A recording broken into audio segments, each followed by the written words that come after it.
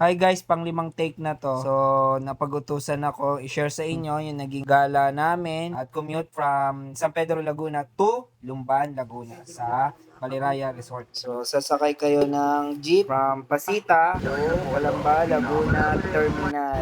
Yan, kita nyo naman, dami ng gamit na buhat. Ganyan talaga pagka nagko-commute ka, marami ka talagang gamit. Buhat mo pa mga bata. Yan yung terminal sa Calamba. So, dalawa terminal dyan, meron sa SM at meron din dito sa likod. So, pinaka-better dito sa likod nga na to kasi mabilis siyang mapuno. Yan, sasakay na kami ng Santa Cruz. Dating nyo na sa Santa Cruz, meron yung jeep doon papuntang Lumban.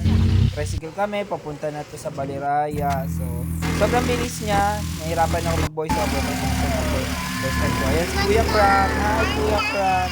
At yan, malapit na kami sa resort. Ayan po. Ayan, nakita niyo na ang pababa. So, talaga looban siya. Talagang, mahirap din siya puntahan pero sulit naman yung pagpunta. At here we come sa Baliraya. Tingnan niyo naman, napakaganda po ng lugar niyo. Promise. Ayan, syempre nag-video pa si Mami bago kami bumaba. Thank you guys.